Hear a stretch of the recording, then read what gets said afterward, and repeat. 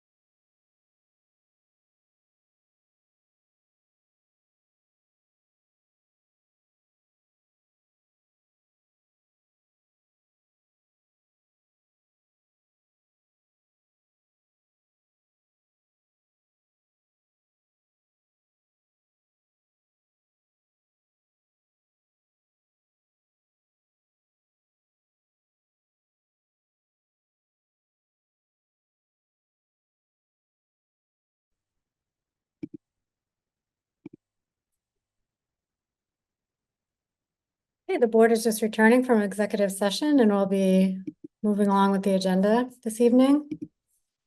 Just give a couple more minutes.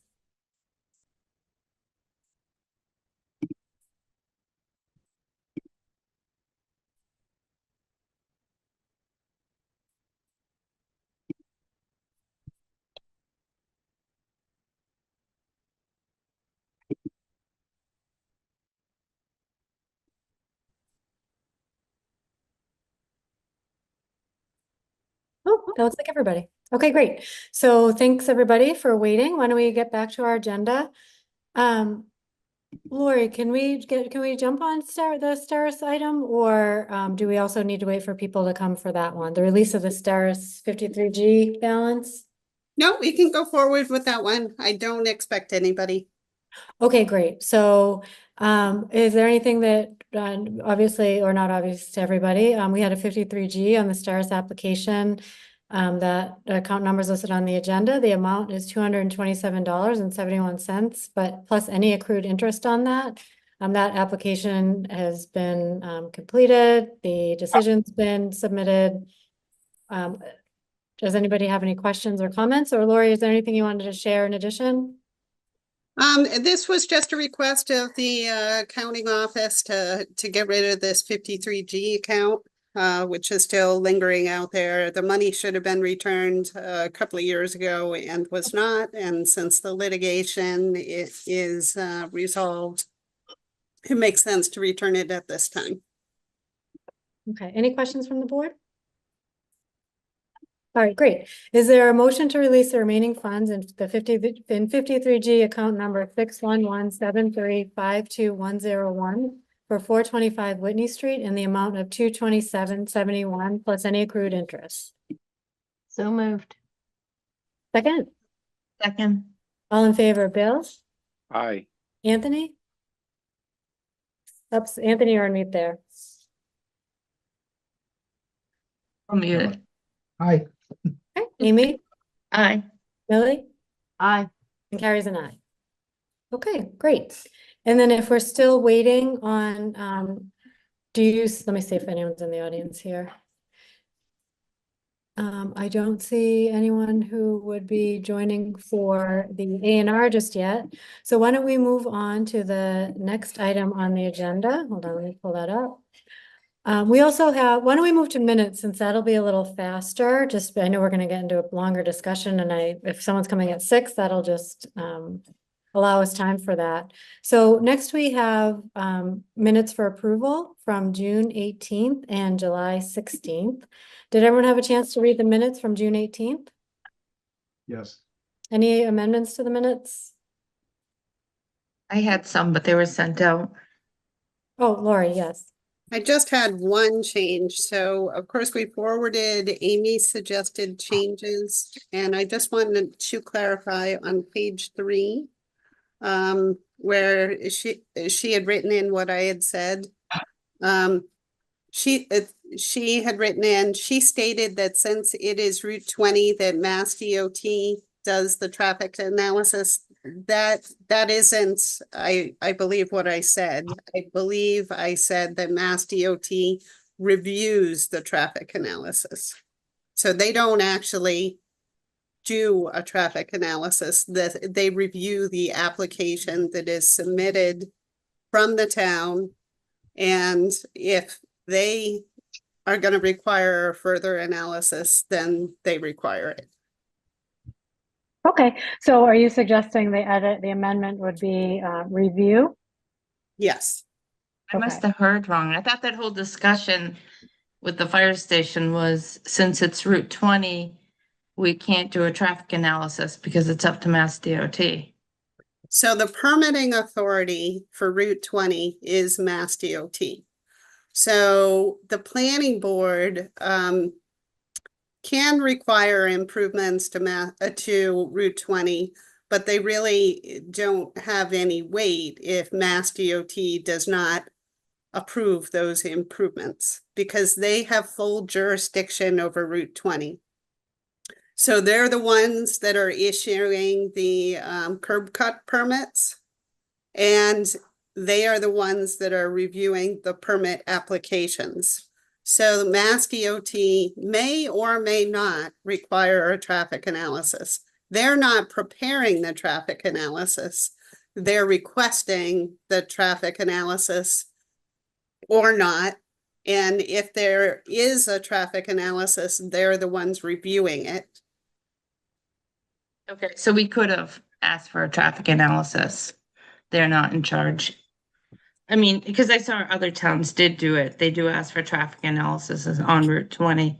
But I thought what came out that night was that Mass DOT does it, so we shouldn't do it. And that's the only reason why I thought we voted not to do it, because Mass DOT was gonna do it. So what I was talking about is they are the permitting authority. So normally on, town roads, then the DPW is the permitting authority, but not in this circumstance. So the planning board can require improvements to public ways, and that can become a condition of approval. But if the planning board says, hey, I want you to put a street light on Route 20, the planning board doesn't really have that authority because Mass DOT has jurisdiction over Route 20. You can put it in your decision, but if Mass DOT says, no, you're not going to put a street light on Route 20, then what they say goes because they are the permitting authority. As a planning board, we would want a professional to do the traffic analysis that would say what we were looking for. I guess that's what we were trying to get at that night. Do we or do we not do a traffic analysis? But then I thought we were told that Mass DOT does it, so we don't have to worry about it. But now Mass DOT won't do it. No, so Mass DOT will decide whether a traffic analysis is needed. So the planning board could have required a traffic analysis, but it may not be something that Mass DOT is interested in. So the point was that Mass DOT is the permitting authority. If they feel like a traffic analysis is needed, they will require a traffic analysis. If they don't feel a traffic analysis is needed, then they won't require it. That was the point that I was trying to get across. I talked to someone who actually reached out to Mass DOT. Mass DOT said they require a traffic analysis if it's their project. But if it's like a planning board project, not a planning board project, but it's an application in front of the planning board, then they would require the traffic analysis. And that Mass DOT only requires the traffic analysis if it's one of their own projects, not a project that we're reviewing. But they will review probably the traffic analysis that the applicant is doing. But as a town, we would want to do our own traffic analysis along with the applicant's app. But this was more confusing because the town is the applicant, but that's what I was told. That we shouldn't rely on Mass DOT to do a traffic analysis or a traffic study if it's an application in front of us, even if it's on Route 20. Well, typically the purpose of a traffic study, a traffic analysis, is to require improvements to the roadway. That's the point. So Mass DOT has jurisdiction over this roadway. So if they feel that improvements are necessary, they will require them. Well, So in the case of the minutes, we just need to figure out what, if Laurie, whether or not, so the statement is here, she stated since it's Route 20 that Mass DOT does the traffic analysis. So regardless of, I guess it's just as it relates to the minutes, what do we want this to say? Yeah. Well, you're I suggesting. I would not I'm have sorry. said that because that is not, I know that not to be true. Okay, so would you be comfortable, either we strike it or we change it to, does the traffic review? Is that what you suggested? I'd be happy with either changing the word to reviews or striking the sentence altogether. Okay, just strike it. striking it, okay.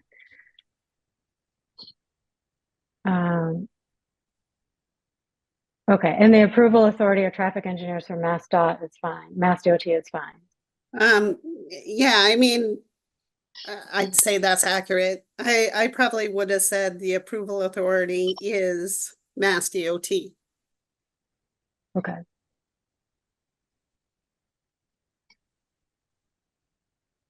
And just, so then we take out traffic, the approval authority is Mass DOT and take out our traffic engineers?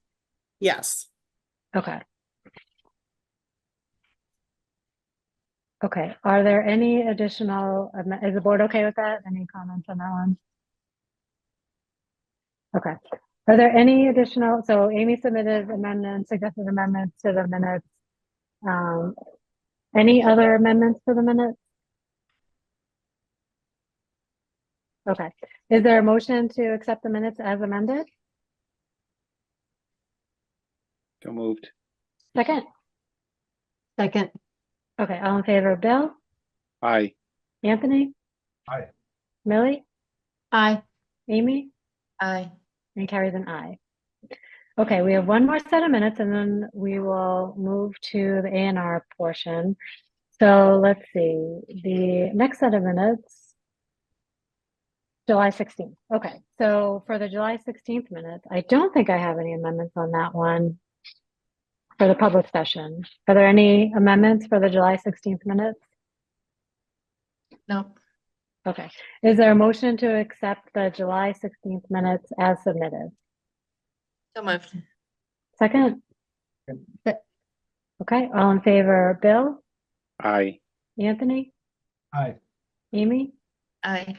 Millie, Aye. and carries an aye. Okay, so the minutes are set at this point. Why don't we move to, I think we do have an attendee here. Looks like from, I would assume from Howard Street. Laura, are you expecting anyone else for Howard Street or? Oops, you're on mute there.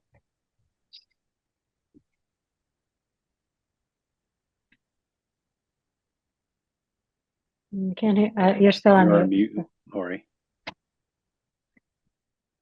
I'm trying to filter out the background noise, so I apologize. I keep putting myself on mute. Yes, I believe David Bennett is the person. Okay, did you want me to bring him in? Are you presenting something or is David presenting? Do you want me to bring him in or just have him If you, available? or- if you could, in case there are questions. Okay, great. I'm going to, let's see, he's, oops, there we go. Okay, And it- hi, David. If you'd like, I can share my screen. I actually have the A&R queued up. Sure, sounds great. All right, so this is an A&R that we received to create one lot of 81,148 square feet from a very large parcel. The remaining land is 18.4 acres plus or minus. Both the new lot to be created called lot number 1 and the remaining land has sufficient minimum lot size as well as frontage for buildable lots. So there has been a written waiver request submitted for your consideration because our subdivision rules and regs require all of the lot to be shown instead of just an excerpt. And in this scenario, they aren't showing all of the remaining land. They're just showing a portion of it. They are showing that there is sufficient lot area for the existing single-family structure as well as frontage. Is there a particular reason for not showing it all? I'm going to defer to Mr. Bennett on that. So yeah, I've been using Cornerstone as our civil engineer for this lot and subdivision. This is family land, but for my parents. We're hoping to build on there, the 2 acres.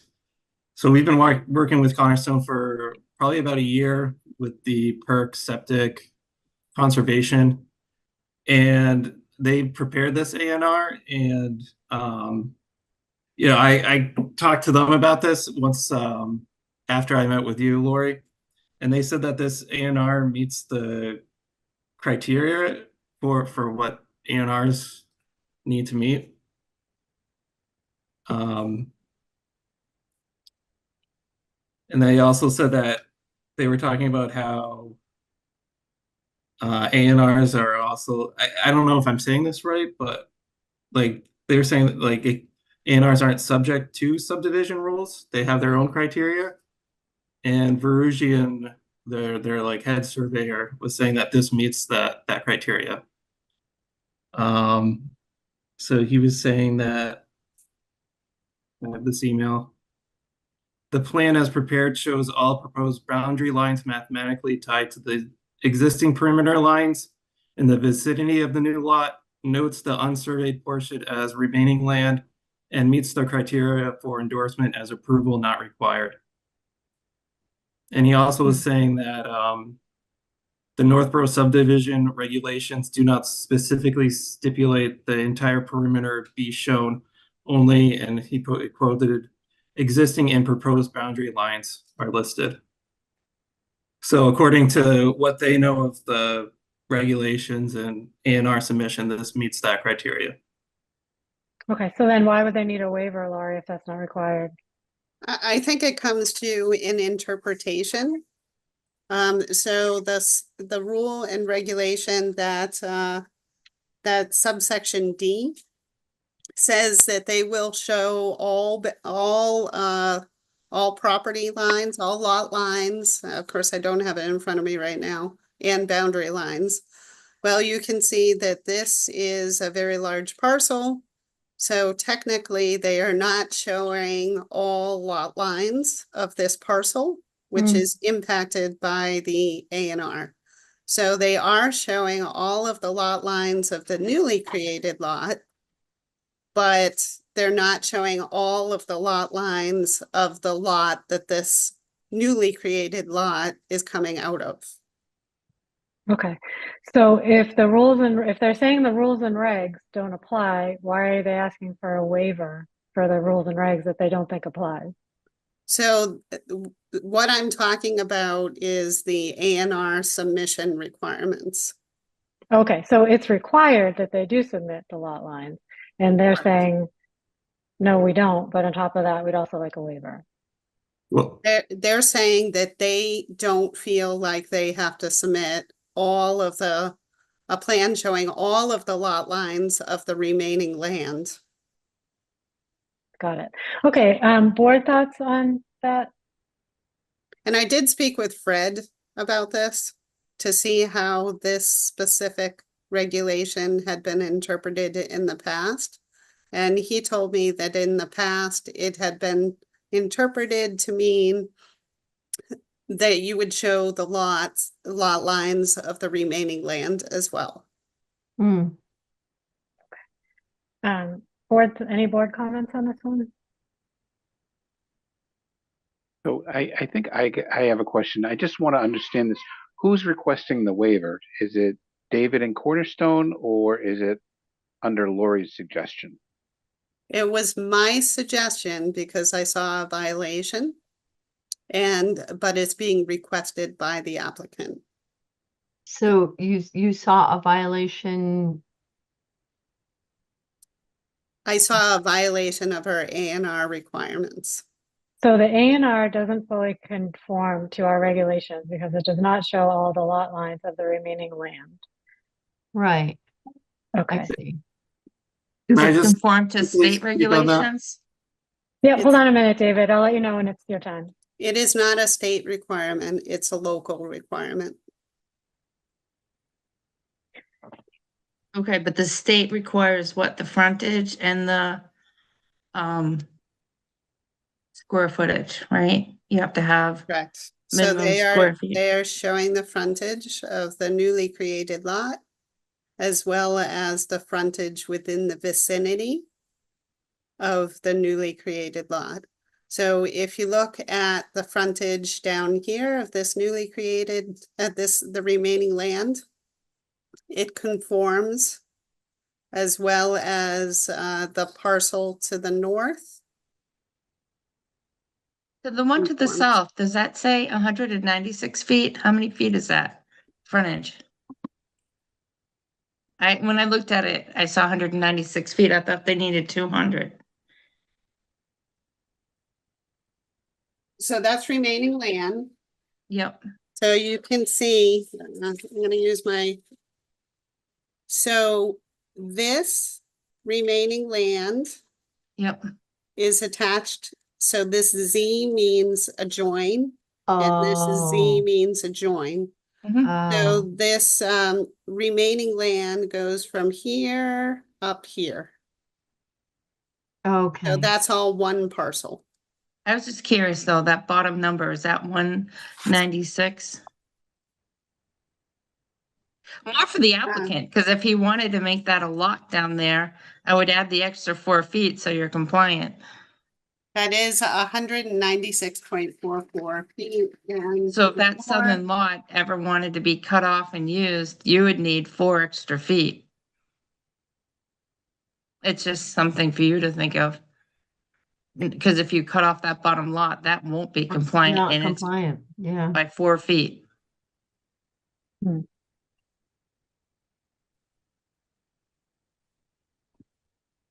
That was just, I Approach don't know. it. what- That would be something for the applicant. If they ever want to use that lot, I would move your other lot by 4 feet before you do this A&R. I think there were wetlands considerations when making this plot.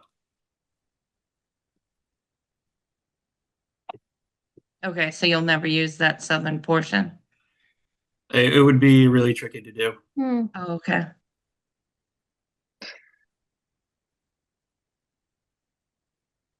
No, I mean, I guess we have to think about as a board, how do we, what I get nervous about is precedent. So then if we Right. start to say, you don't have to comply to this, then we open the door to nobody has to comply. And I'm curious to know how the board feels about that, because this changes our interpretation. Right, that's it, that's exactly where I was getting to as well. So I think once we approve a waiver, then we always have to approve that waiver. It'd be Or very anything difficult that to. comes ahead, yeah. I mean, Uh-huh. obviously, I think the bylaws were written with some intent and purpose, so I think to be, discretionary and when we choose to apply it, that would be kind of a loophole in that. Okay, David, you had something to say about the waiver piece of it? Yeah, I mean, I was just made aware of this waiver requirement yesterday. And I met with Lori today to do the waiver because it was under her suggestion to do this.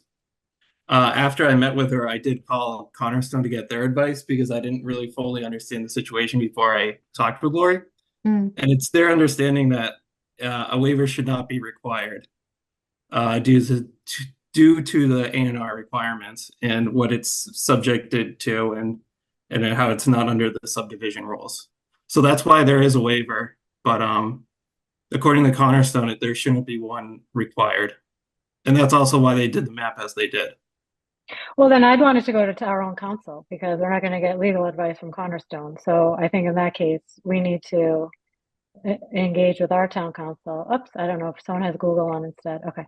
Yeah, I was trying so- to upload the subdivision regs to show you this section. Oh, but- yeah, uh, sure. That's fine. Oh, go right ahead. I wasn't sure if you knew that you were still sharing your screen. Okay, let me do that, and when I'm there, I'll share.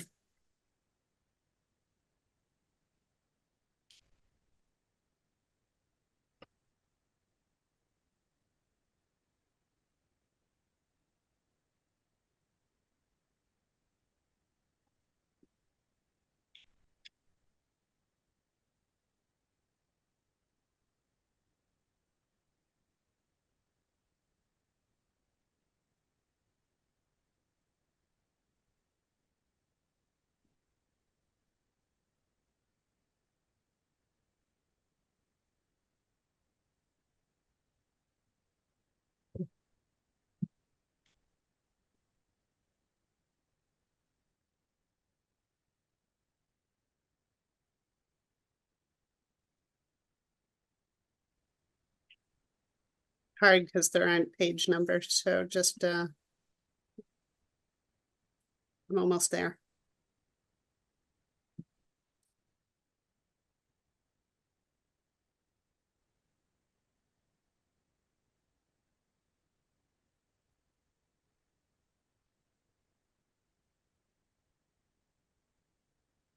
All righty.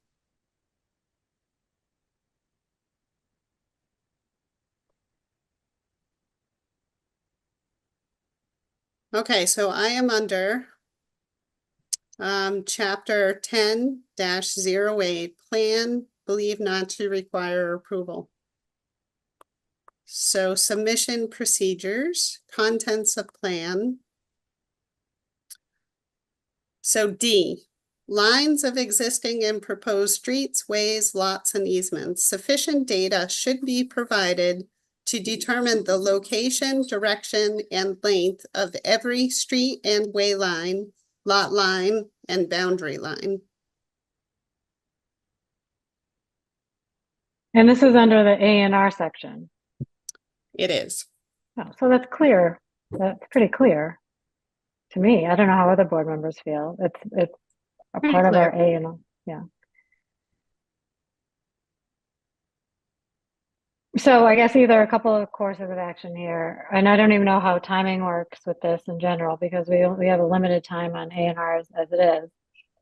Either we consider the waiver if well, first of all, David, it sounds like you don't think you actually need a waiver, and are you withdrawing your waiver, or what you said you later after talking to Laurie, you talked to Cornerstone, and you don't think you need a waiver? Are you withdrawing your waiver? I mean, they don't believe that this needs a waiver, depending on on their interpretation of how an AR, like what an A&R needs to meet for criteria. So, but they said just, you know, they also advise go forward with the waiver and see if it gets accepted, and if we can get move forward from that. So Okay. And so either, I guess, two different courses of action on our side is either we see if our own town council agrees that this is the A&R section of our subdivision rules and regs is actually not applicable, or we entertain the waiver and either vote in favor or against it. So, put any thoughts from the board on that? So I just have one other question. Lori, if you go back to that map, does that fall under A as well, proposed boundary lines or existing boundary lines? Because I didn't see the boundary line to the north. Right, they didn't do it. Yes, Yeah. that would also, it pretty much says the same thing, so A and D have some overlap in what they're requiring. Right, Oh, so Bill, you're pointing out additional information is missing. right. Well, I think they're both the same thing, but it's put in two different locations, so Right, it's pretty A clear is- what's required. A is talking about boundary lines, and then D is also talking about a boundary line, which is also a lot line. So I think, Bill, the north point is just which one is the north boundary line? No, Is that what you're but on asking? the map, Lori, if you can go back to the map, I was talking about the okay. section in the north. Didn't Okay. have the actual boundary line. I see what you're on it. saying. Yeah, I, to be honest, I'm not sure what what Cornerstone is saying, if it's right there in black and white. I would be a little concerned, like I said, setting precedence on approving a waiver when the requirements are, it doesn't sound to me like they're very, that there's nothing there. Mhm. Sounds to I me do like the think- requirements are right there. Oh, I'm sorry. I Nope, do I- think you can take it on a case-by-case basis. In this circumstance, the remaining land is 18.4 acres. So it's absolutely gigantic. Like normally this would be more important in a circumstance where you were questioning whether the remaining land would be compliant with zoning. So in this case, the A&R does clearly show that the remaining land meets the minimum lot size and the frontage requirement of a conforming lot. So I don't really have that concern. I know when I have worked in other communities for super, super large parcels like this, the planning board would make exceptions and grant the waiver request because it is super, super expensive to survey an 18.4 acre parcel. Okay, So they would take into consideration the cost as justification for the grant of this waiver. So, you know, like I said, I don't have any concerns about that. And in my opinion, it wouldn't set precedents because in this circumstance, you're talking about a very, very, very large parcel. But we've had 301 did an A&R, or one of those big giant areas did an A&R, and nobody has ever come to the board without the right information and for bigger properties than this. So, I mean, I mean, I don't know what you mean by the cost is astronomical. I mean, I assume if you see, so is I mean, you get the return on selling your land is pretty big in town too. So I don't want to give waivers because of cost when you know the return on it is probably going to pay for that cost anyway, ultimately. I mean, I don't know. Board thoughts on that in general? I think I would just be comfortable with town council reviewing it and however they feel. I honestly, I feel like the town shouldn't spend money on something that's pretty clearly written.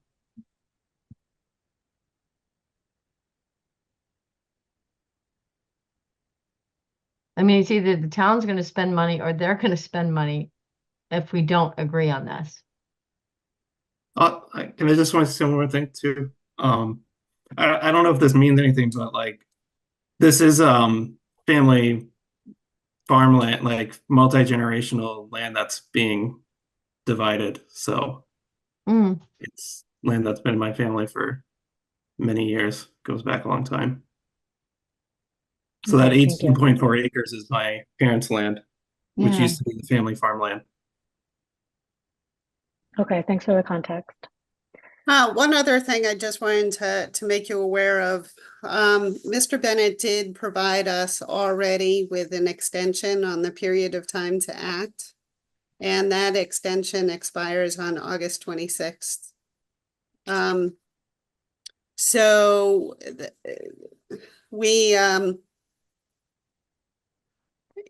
so the options here are to endorse the A&R plan or not endorse the A&R plan.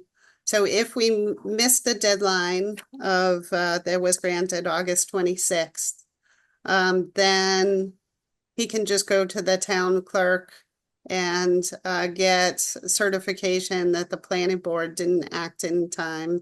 And then it's automatically approved. And then he can record that at the Registry of Deeds. So that is an option. By law, the denial of A&Rs, typically you would do it if it doesn't meet the 3 criteria. So adequate access, meaning to the buildable portion of the lot, adequate access of the roadway via the roadway, or sufficient frontage. But this is an incomplete application, so. Yeah, And I what- mean, it doesn't look as good if you have an A&R plan that is not signed by the planning board. People are always going to question why wasn't it signed by the planning board?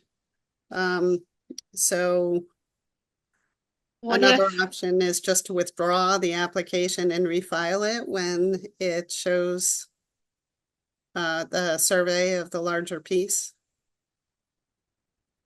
is it a big ask for town council just to look at it and say, you know, this happens all the time, this isn't a big deal? not to show all the boundary lines? Or if the other board members think that we should show all the lines because we're setting precedent, then we don't do that.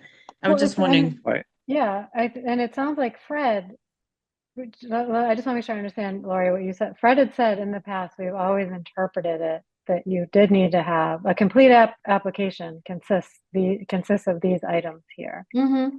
And that's been our past practice. That's what Fred had said. Okay. That is. So Yeah, I would like Amy, to, so to Amy's point, okay, Bill, sorry. no, go ahead. No, I was going on for a long time. You have a chance, have a turn. No, I was gonna sort of say, to Amy's point, the problem is that we don't have time, right? We don't meet again between now and the 26th to be able to vote on this. he could file another extension if he didn't want it denied for a town council to weigh in. But if the board feels it's setting precedent, there was 18 acres up on Rice Ave, and he did an A&R, and he did submit the whole parcel. So if it's setting precedent by waiving it, then maybe we just do it that way, but I don't know. So it's we either deny, or he could even withdraw or file for an extension if we want to check with town council. Or he doesn't file for an extension and just goes ahead and does it, whether we check with town council or not. Right. It would just not have our signatures on it. Mm-hmm. Is that the same as, that's if we don't approve. If you deny, that's different than not approving, isn't it? Oh,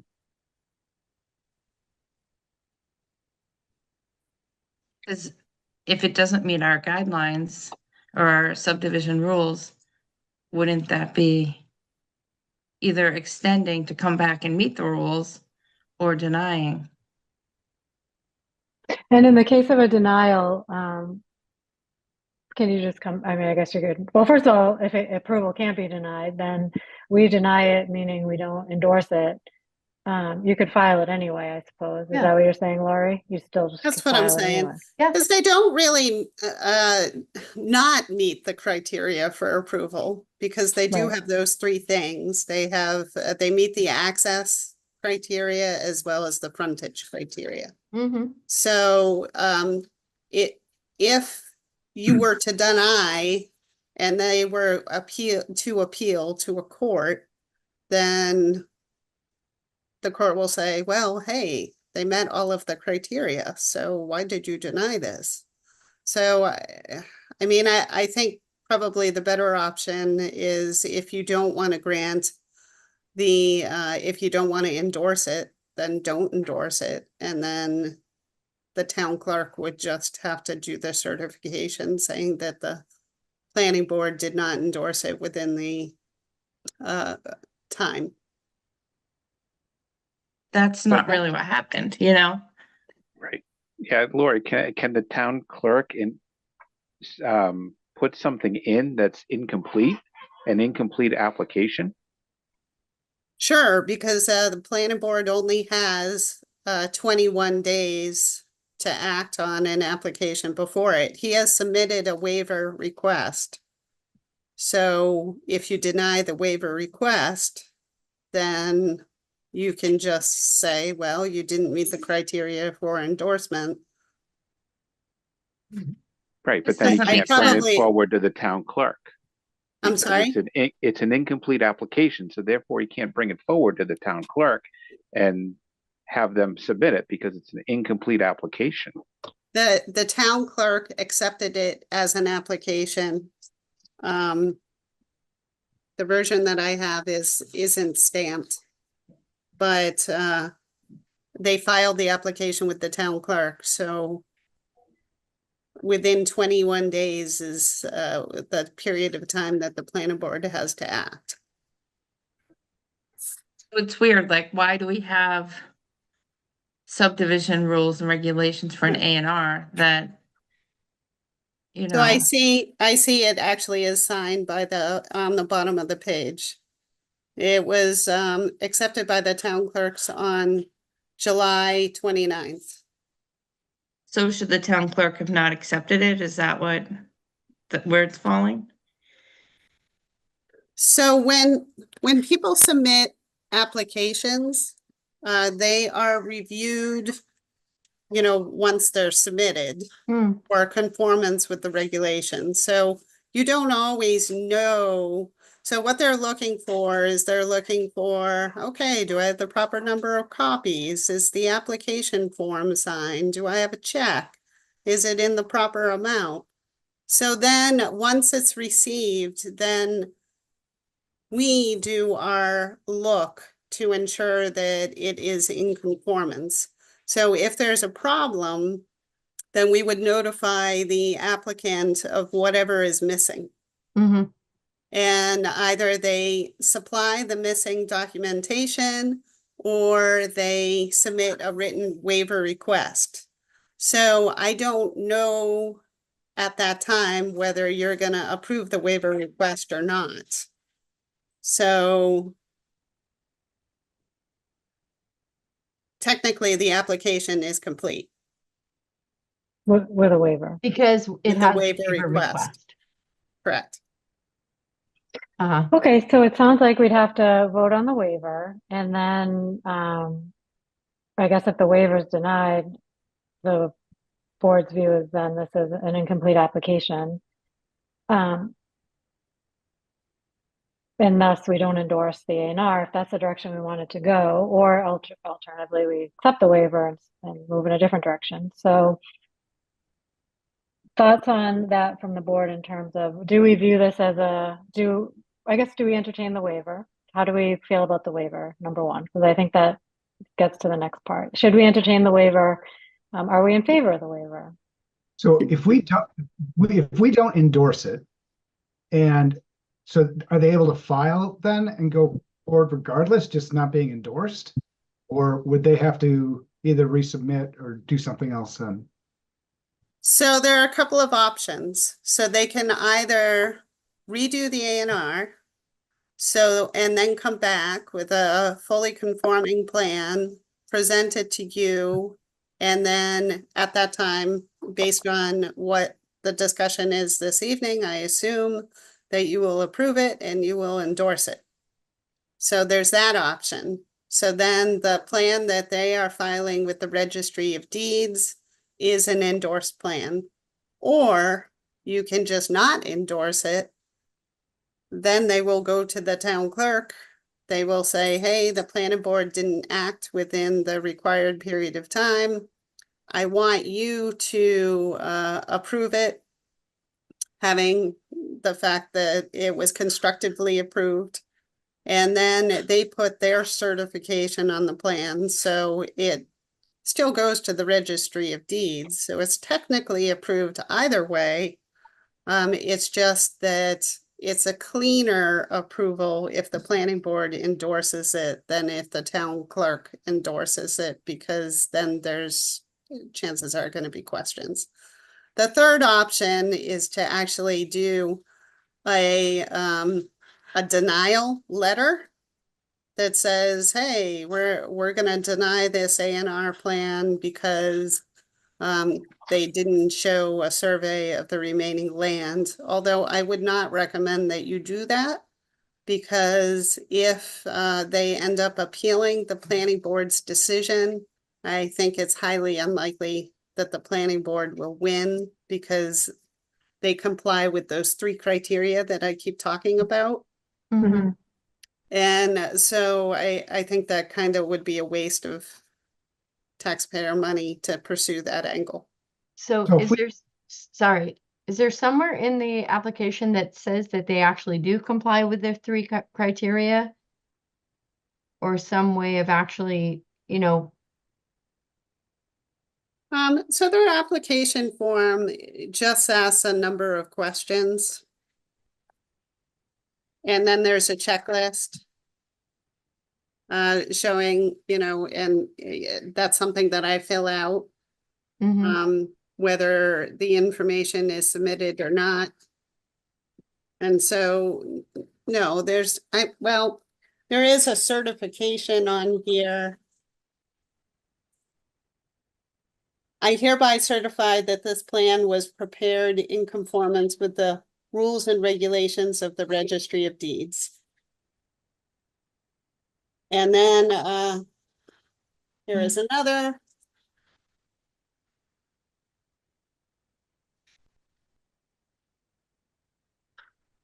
I mean, I guess the question I'm asking is that, you know, we're going on what you say that it meets the waiver requirements, but I'm not sure where it really says that it does, and that if we were to approve this based on that, how would we have some background on why we approved this one and not perhaps one going forward?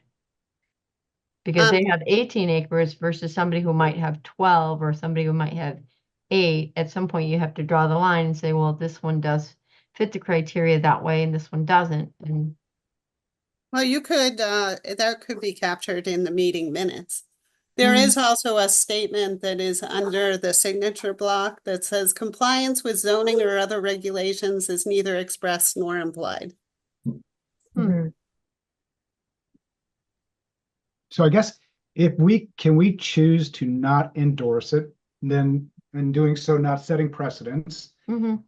26 comes and goes, they can then go ahead and file and still go forward. It just won't be endorsed. Is that possible? Yes. Seems like it. And it doesn't really set precedent. It just basically says that, you know, we discussed it, but didn't really have the information that we were looking for to endorse it. I mean, at some level, at what point do you not have to submit a complete application? I mean, what if you didn't put any of this stuff? You just drew a circle on a piece of paper, I mean, and say, this is my A&R.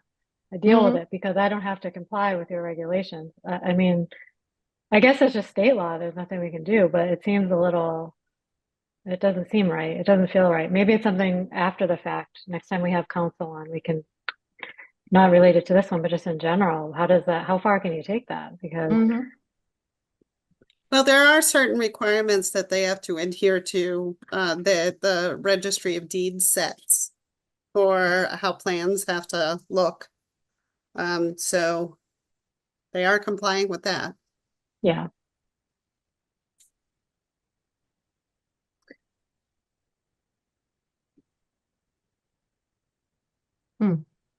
Okay. Yeah, I mean, I would be, to me, it's I would vote no on the waiver request and then just not vote on the A&R. We'd And have to vote to submit it, not endorse it, I believe. not endorse it. Yeah. But Lori, does that vote of not endorsing it get us in trouble? No, I don't think so. Because you're not, you're just not gonna act on it within the period. Well, You're not maybe the denying better it. thing is just, well, Like I said, of not course you voting need to on it. know how it's gonna go, and I'm not sure that I do know how it's gonna go. So maybe there are 3 of you who do want to endorse it. I don't know. Okay. So All right, some- I'm gonna, while we wrap this up, I'm gonna move David back out unless anybody has any questions for David from this point. Mm-mm. Okay. And David, I do want to say to you, you're stuck in a hard place. We know you don't work for Cornerstone, and certainly this is beyond your probably day-to-day expertise. So I do really sympathize with that for sure, because from my perspective, it's really I don't view it as the best course of best course of proceeding from your engineer, I guess. So I hope, I do feel for your situation, and you're in a tough spot. So I just wanted to at least say that to you. I think Okay, I'm gonna maybe push the it. engineer, not to speak for them, but might be looking to just save money, Maybe, cost, true. and time. maybe. I guess, well, regardless of who the engineer is, I don't like the attitude of, well, we don't have to meet those requirements anyway, so just push it forward. It's just, maybe I'm just reading. I guess I shouldn't overlay tone on that, but I can't help but to not really like that sort of attitude. Yeah, no, and in David's request for the waiver, he puts, due to prohibitive cost and the constraint of performing a full survey for the remaining 18.4 acres of remaining land. Right. Mhm. So, Yeah, That shouldn't be their criteria for a waiver, though. right. Because anybody could say that, prohibitive cost. What does that really mean? But it's I mean, relative. in this case, I think it would be a costly bit, but that's part of owning a large parcel of land too. Right. Well, so that's a great point. And costly is relative. And also, Millie, you brought up a good point about where's the line? Is it 18? Is it 12? What's too big to make it so you don't have to comply to these? And then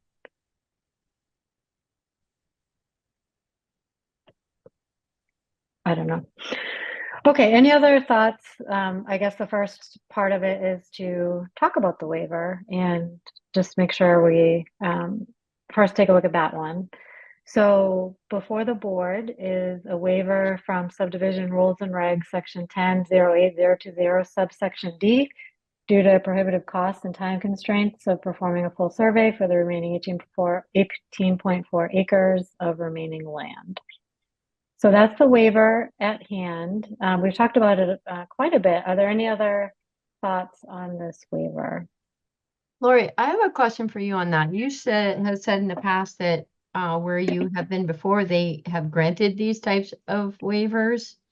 And did you ever have things come back at you that you maybe wished has it been problematical? What were risks that might have been associated with that? Because I understand your point about that this meets all the criteria. We just don't have that one piece that we would like to have that says checked all the boxes, crossed all the T's, we're good. Yeah, in the cases of the planning board granted the waiver, I am unaware of any negative results from that. So that wasn't a problem that affected any of the town departments as far as I'm aware. I do remember one circumstance where the planning board did deny an A&R because they felt that adequate access was not met because of a large wetland system. And the developer ended up appealing the planning board's decision, and we lost.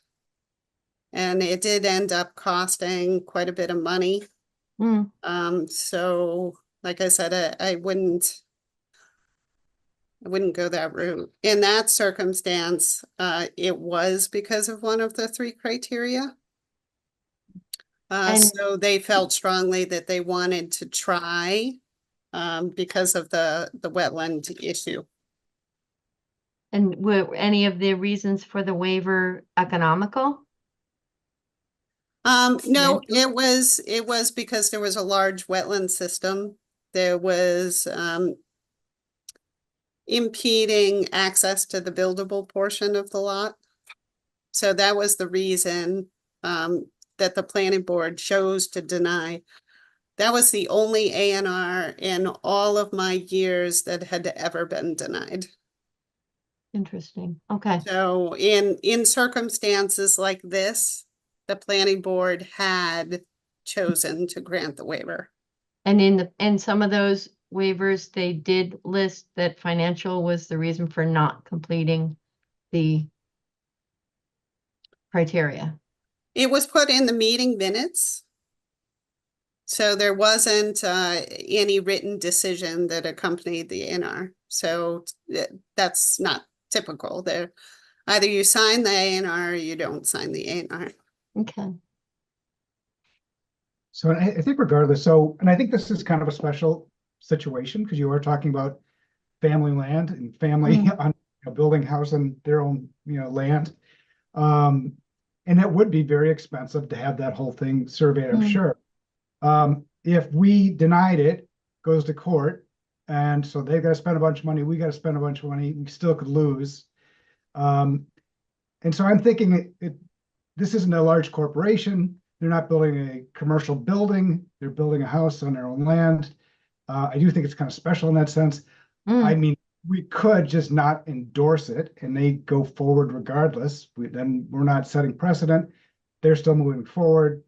That's kind of where I'd be leaning if that were an option. So clarification, denial is different than not endorsing it. Usually we just vote on an endorsement. We make a motion to endorse an A&R. If we say no to that, is that not endorsing or is that a denial? I'm confused on the difference on, oh, I'm making balloons. So maybe what you could do is vote on the waiver. So vote on the waiver, let's see how the waiver goes. And then you can decide whether you're gonna move on the other motion or whether you're not.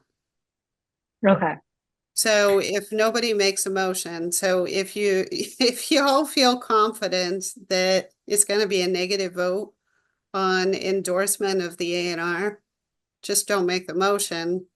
And then it would just be constructively approved. Okay. So if we were to vote on the waiver, it would be voting on whether or not they fit the criteria for the not completing the plot plan. Yeah, so it would be whether you want to grant them the partial waiver from that specific requirement Mm-hmm. to show all of the lot and boundary lines.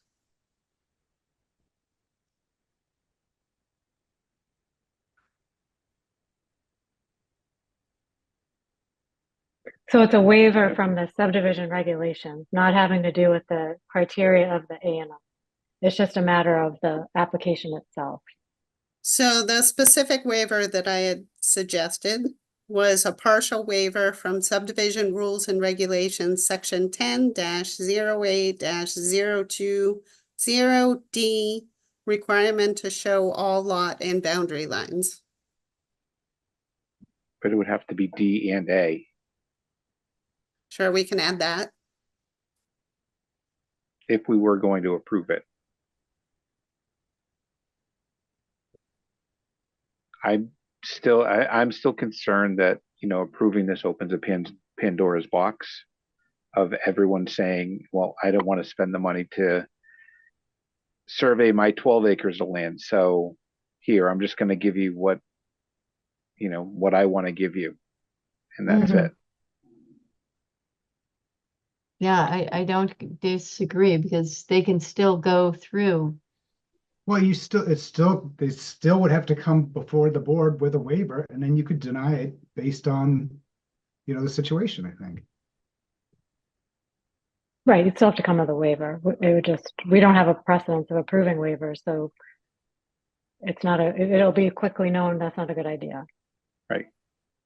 Well, and then, you approve this waiver now, what happens when they come in front of us with something outside of the A&R that has additional costs, right? Now now we have to figure out if we're going to approve that waiver because it's based on cost and time, which everyone has issues with cost and time.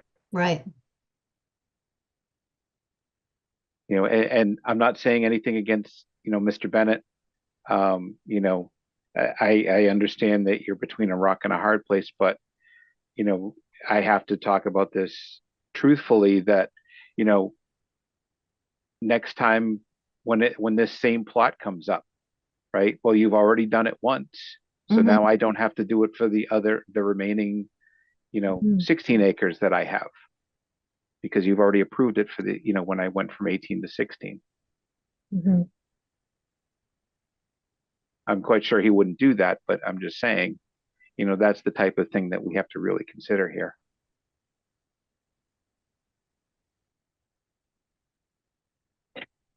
Okay, any other comments? Any further deliberation on this one?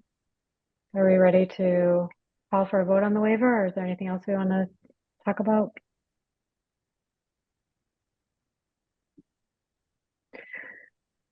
Okay, so, if we want to vote on the waiver, whether it's positive or negative, we still have to make the motion to grant it. So the motion will be to grant the waiver, and then if you don't agree with that, you would just have to vote no. So, and just because you motion or second it, doesn't mean that that binds you in the vote. If you plan to say no, it's okay if you motion and second it. It's just to bring it to the floor. The motion and second is just to bring it to the floor.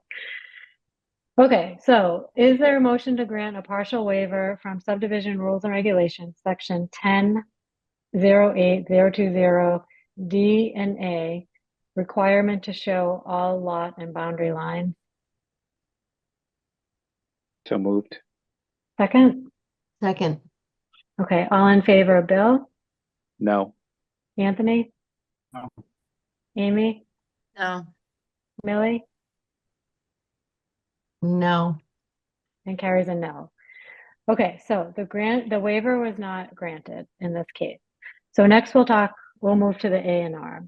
So in this case, we just talked about if the waiver didn't pass. So now we have what the board views to be an incomplete application. However, the A&R does meet the three criteria. So we could, Laurie, it sounds like our courses of action are either to not call for a motion, and then the planning board just has not acted on this, or we actually call and we vote to not endorse the plan. We call for a motion to endorse and not endorse it. If we don't Yes. endorse it, it seems like either way, they can still go forward regardless of whether we endorse it. Well, then it becomes a denial that can be Okay. appealed. So there's no not endorsing it. It's either a denial or an approval. Is that right? Constructive approval. So it's either, so it's either a denial, which will most likely be appealed, or it's an approval, in which case you endorse it, or you just don't vote Don't and then vote. it's constructively approved. Okay, so first, is there a belief that despite not having the waiver, does the board want to endorse? Because I don't want to preclude us from, I don't know how the board feels on this in general. So are we in a situation where although we didn't approve the waiver because of the reasons we stated, do we want to endorse the A&R plan? Any thoughts on that? No, because it's an incomplete application. Okay, so that's a no from Bill. Is there anyone who feels like this A&R, we would want to endorse the A&R?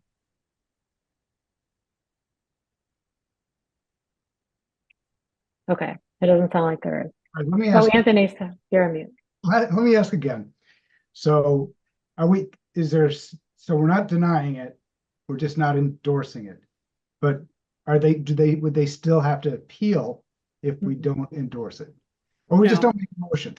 If we don't vote. make a It's either motion, don't yeah. vote on it or endorse it, vote to endorse it or vote to deny it, if I understand correctly. Don't vote at all, Yeah, which we could make a motion not to vote on this, right? Or no motion at all. So the applicant's options are, so if you don't act tonight, then it'll be constructively approved, so he can either go to the town clerk and say, hey, the planning board didn't act on my A&R within the period of time, the extension that I gave them. So I want you to certify that it was constructively approved. So that's one option. Mm-hmm. Then another option is if he wants the planning board endorsement, then he can work with his surveyor to revise the plan to show the entire complete survey of both parcels. So basically, if we don't act on it or we endorse on it, don't endorse it.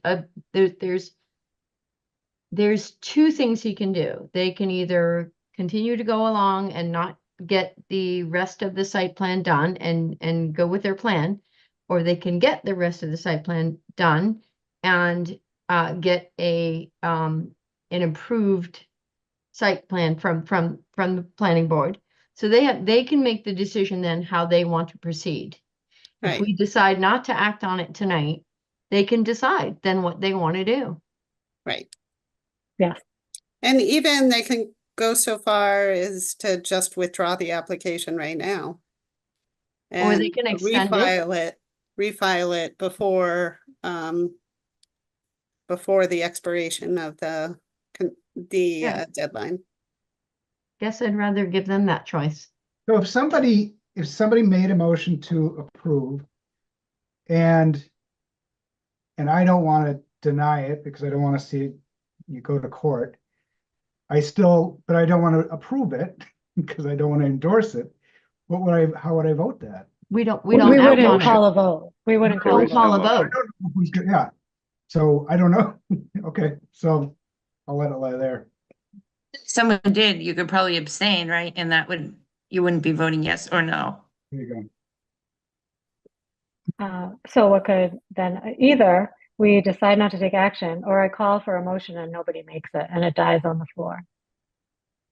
I feel like that's the correct way for procedure. Is that true, Lori, would you say? Sure, you can call for the motion.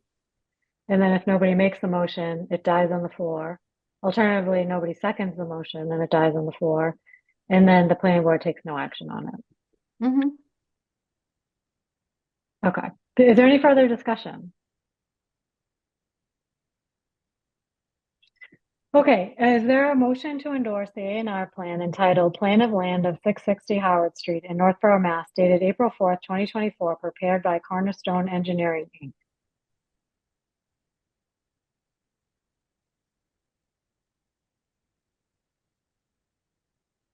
Okay. Going once, going twice. Okay, no motion is made. So there's no action by the planning board on this application. Okay, moving on in the agenda, we have the discussion for the I keep calling it AUD, it's ADU. No, I'm sorry. Proposed amendments to the zoning bylaw in conformance with Affordable Homes Act is the actual agenda item. Where was that written? That was a last minute addition today. Oh. So a little bit of history is we were trying to see if possibly we could squeeze in a couple of warrant articles on the special town meeting warrant for October Oh. 7th, which of course is the fire department vote. Hmm. And right before this meeting, we had a conference call. So Amy was on the conference call, myself, the town administrator, as well as the chair of the select board, to discuss whether, how they felt about adding these zoning articles on the warrant, because the warrant was already closed. So they'd have to reopen the warrant to add these articles. And the general consensus is that it would be too rushed and too difficult because they would need, their deadline is September 9th. And the earliest, because of course we would have to hold a public hearing and we have to advertise the public hearing. So the earliest we could possibly do that is September 17th. So that would mean that we would have to advertise, start the process of advertising in 2 days' time. So it really doesn't give very much opportunity to discuss these articles with you. And if any modifications to the articles came out at the public hearing, then they would have to be amended on the town meeting floor. So they thought that because of their own advertising requirements, well, the general consensus is that it shouldn't happen and that we should just wait until April. Or if there's a possibility that there would be another special town meeting held at some point for the school roof project. So it's possible that we could piggyback with that town meeting. So we did discuss the ramifications because the Affordable Homes Act goes into effect on February 2nd. And unfortunately, our accessory dwelling bylaw does not conform to the new law in a couple of key ways. So the good news is that we already allow accessory dwelling units by right in all of our residential zoning districts. And so that's good. The ways that it doesn't conform is that the Affordable Homes Act includes a definition for accessory dwellings, doesn't conform to our definition. It also says that the maximum size of an accessory dwelling is either half the gross square footage of the single family home or 900 square feet, whichever is smaller. So if you recall, a couple of years ago, we changed that portion of our accessory dwelling bylaw to put the maximum size at 800 square feet gross. So that's another way it doesn't comply. And then the third way is we have a requirement that says that the property owner has to inhabit one of the dwellings, either the single family home or the accessory dwelling. And the new law says that you cannot include a provision like that. So what we were discussing is if we are unable to adopt these amendments by February 2nd, then the building inspector will look at any ADU applications that are filed between February and town meeting, whenever that is, and decide which aspects he's going to allow and which aspects he's not. So for example, if somebody were to submit an accessory dwelling unit application of 900 square feet, then he's going to be like, well, it doesn't meet the provisions of our local zoning bylaw, but the state law trumps the local zoning bylaw. So I'm going to issue a building permit because I have to conform with the state law. So that is kind of what we were discussing, is the way that it would be handled. Okay, so we'd have about 2 months of exposure where we kind of have to, okay. And how often do we, well, who knows with that? How many applications do we really get? I don't think we get a lot. I know of No. a couple of applications, but I don't think it's like a huge supply that we get in any particular year. The only thing that will change is the owner won't have to live in the house anymore. So if people want to, purchase a house, rent it, and build another 900 square foot house and rent that, it's now kind of opening the door to 2 homes on one lot. It doesn't have to be a duplex. But it is so new. There are questions that I had, at least for town council, that I might forward to Lori, or I would Mhm. forward to Lori and see, because this also opens up saying that you can't preclude renting it too. So like short-term rentals. So that opens up, and we have Airbnbs. There's never been complaints here before. So I guess that's another thing they said to think about.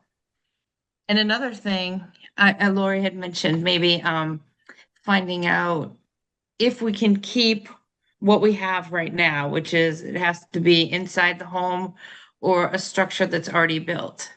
I'm not sure if the state law says you can actually build a new building on your site, but if we have to allow that, you might want to think that it goes to site plan review.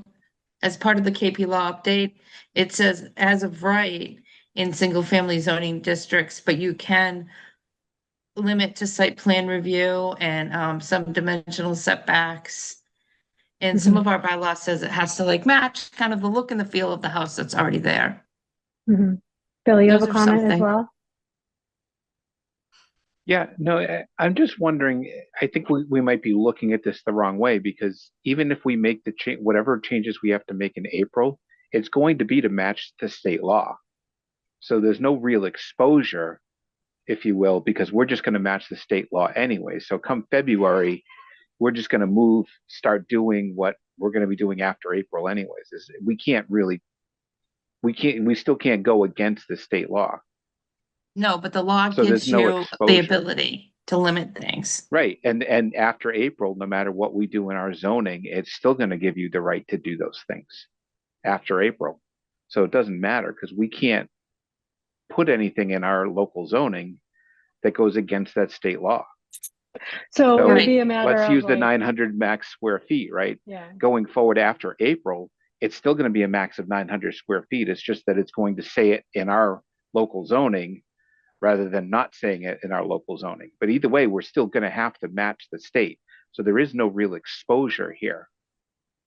so I was thinking that way too, Bill, but then what Amy just said made me think about the things we can tinker with, we just won't have, like the setbacks or things like that, which I don't even know how far we could go with setbacks that would make a big difference. You know, how much of a difference would we make anyway? And I guess did not. ask the question of John Eichman. Well, of course, I think I told you guys about whether it would be a standalone structure, like a mini house, or whether it would be attached to an accessory dwelling. And so he's going to review all of that and get back to us. And I did send a little draft that I had cobbled together in about an hour's time this morning. So certainly more thought can be put towards that draft. So if you folks have additional questions about the law, I did send it along to you as well as my initial thoughts. Then, please send me an email and I'll just put together a comprehensive list of questions for John Eichman. And hopefully he can get back to us. But I know whenever I speak to attorneys about new laws, they are subject to interpretation. And so then they're usually clarified as time goes on and there's lawsuits and appeals. So he may not be able to answer our questions right now, but I'm sure he'll give it his best shot. So what kind of action do we need to take tonight? What do we need to address tonight? I think I was like I said, we were kind of wondering what would happen until we had this conference call, because we were hoping that they would allow us to put it on the warrant. But my take of the conference call, and Amy, correct me if you have an alternative interpretation. My take was that it was going to be exceedingly difficult for us to get on this warrant, and they did not want to add it. Too many hurdles.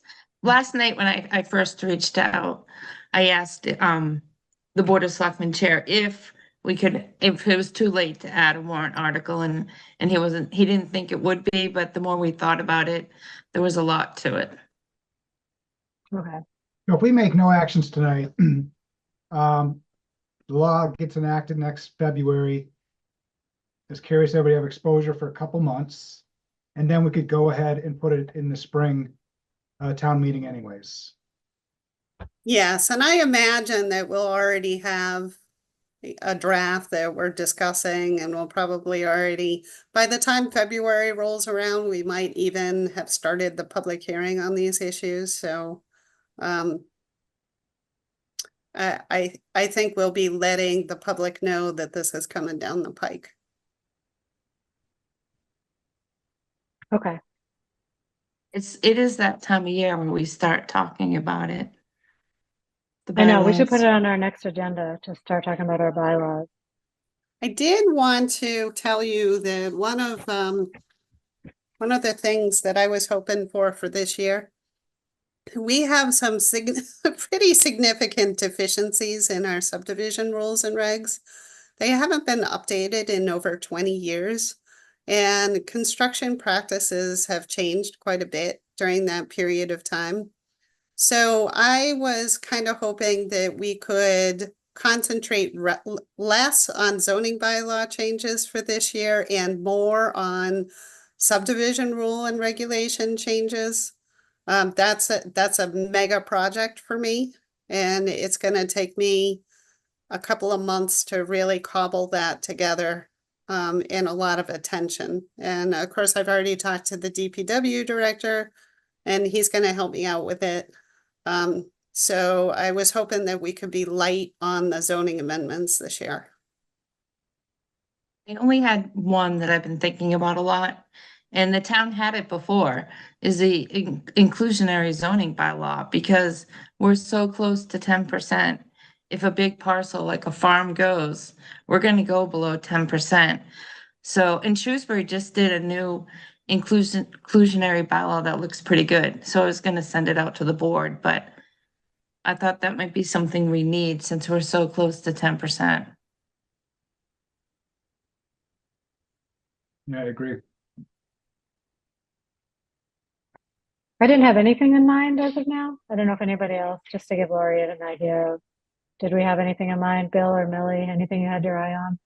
I thought I saw something in that AHA Act about affordable housing as well, for veterans, right? There was Yes. something specific in there about veterans and affordable housing. So maybe that, Amy, what you were saying would be part of that as well.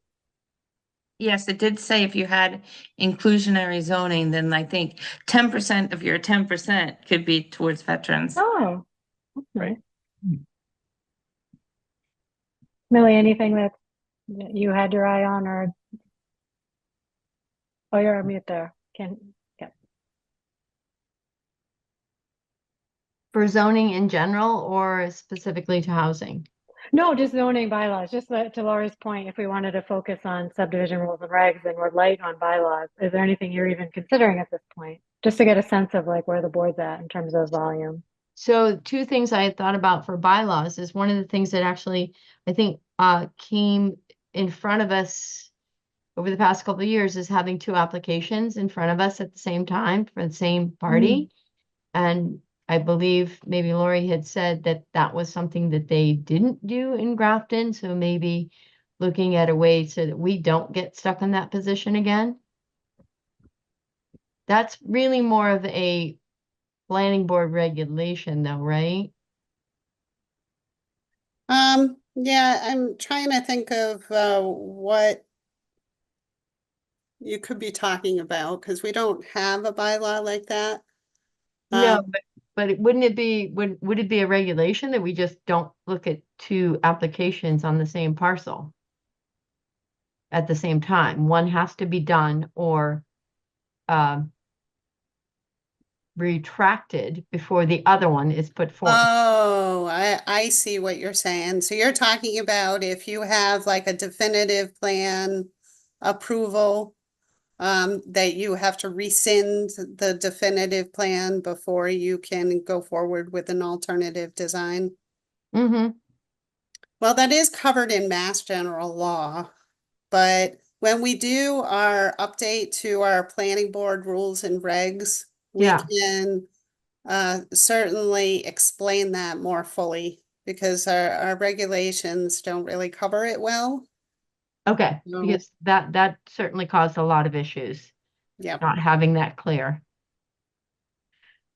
And the other thing that I was kind of thinking about was what do we have in place for Airbnb setups? Because that has definitely come across a lot of towns and had a significant impact on how it can or cannot be managed. I can just speak for a second. When I was first on the board with Kathy and the other members, we talked about the Airbnbs. And there were a lot of problems in like Somerville and cities close to Boston. Mm-hmm. But at that time, we said, okay, we're not gonna do anything with Airbnbs because you didn't hear about it much in Northborough. Mm-hmm. And then today, because of the accessory dwelling unit bylaw, we can add special permits that you don't allow short-term rentals. It has to be a long-term rental. That would limit Airbnbs. But I did reach out to the police chief, Brian, and I asked him if they had problems with Airbnbs. And he said so far they haven't. They really haven't had any. He even said the Green Street property, the media knew it was an Airbnb, so they thought it was an Airbnb problem. But in reality, it really wasn't an Airbnb problem. It was a party that was taking place, but it wasn't a rental. So I don't know, like he said there weren't any issues with Airbnbs here at the time. So I didn't know Hmm. if it's anything we really need to do until there's problems, or I don't know. I don't know what we would do. You Okay, can well, also we can figure follow that up. out. Oh, I'm sorry. We can Go ahead, also go ahead. follow up with Bob and see from his perspective if he thinks there's a problem. Yep. Okay. Or if And I there's feel anything- like, oh, go ahead. Amy. Sorry. No, If there's sorry. anything, no, I was gonna switch from Airbnb. Is there anything, what was the second part of that? I think Oh, that was. but back to like Bob, if there's anything important that Airbnbs need to have regulated, that's probably what Millie's thinking about. If there's anything we're missing.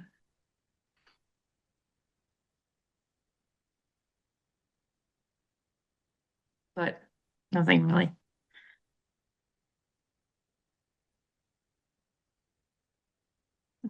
Back to you, Carrie. Oh, Sorry. no, Anthony, did I already ask you? You didn't have anything in mind? No, Okay. no. Okay. I mean, should we do an easy one, like the sign bylaw?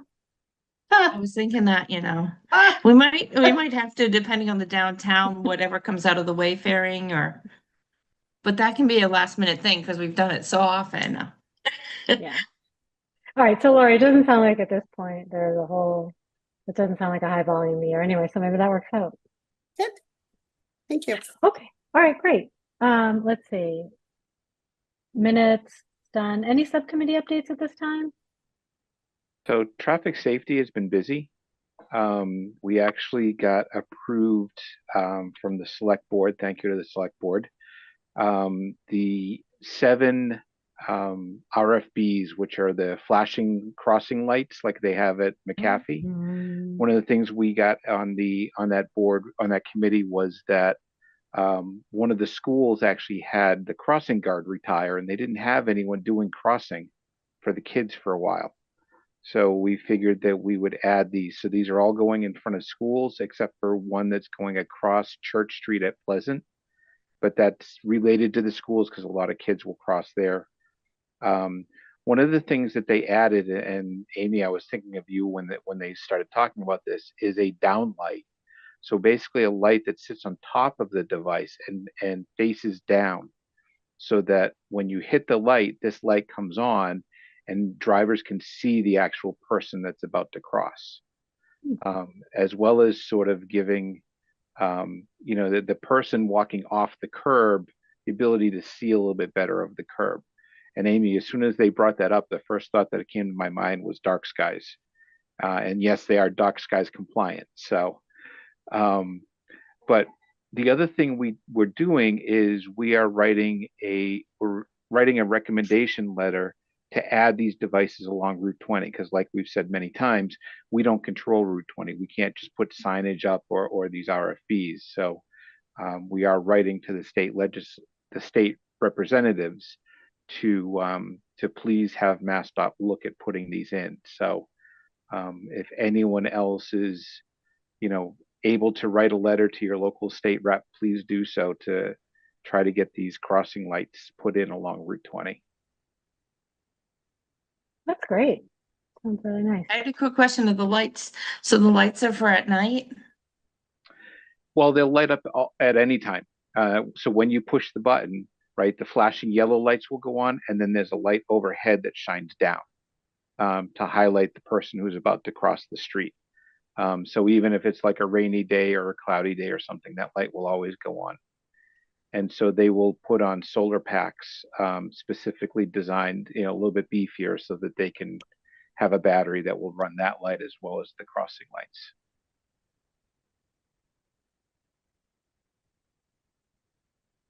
That committee covered a lot of stuff. I thought I got a chance to listen in, and a lot of great stuff came before that committee. So that's really great. Any other subcommittee updates tonight? Okay, we have next planning board meeting is the 17th. Just a reminder, we're skipping the 3rd for the state primaries. Our primary. ZBA meeting, August 27th. Anything exciting there, Lori? Nothing exciting. There is a dimensional variance application pertaining to a shed. And then they also wanted to talk about the Affordable Homes Act. So they've requested that I place that on the agenda. So they will be up to date about the fact that we also have to go forward with some zoning changes. Okay. There was something about ZBA too, with that Affordable Act and There is. variances. There is. Yeah. And there's also, we didn't discuss it tonight, but there is a provision in there having to do with common lot protection. So right now, if there are two lots that abut each other and the two lots are non-conforming, then for zoning purposes, they merge. So say you have two 15,000 square foot lots and the minimum lot size in the district is 40,000 square feet, then Bob Frederico would consider that as one building lot. So what the change to the law says is that as long as those lots have a minimum of 10,000 square feet in area and 75 feet of frontage, and they were conforming at the time that they were created, and they're in the single-family residential districts, then they won't merge for zoning purposes.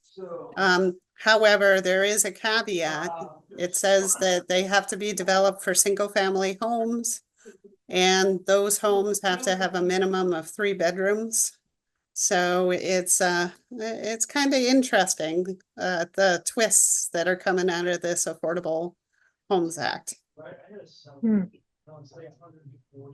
Okay, that is quite a bit. And then there's a Master Plan Implementation Committee on the 19th of this month. So busy, back in the swing. Okay, if there's no further business before the board, is there a motion to adjourn? So moved. Second, Second, all in favor, Bill, Hi. Anthony, Hi. Amy, Aye. Millie, aye. and Carrie's an aye. Have a great night. Thanks, everyone. Good night, night. everybody. Thank you. Good night.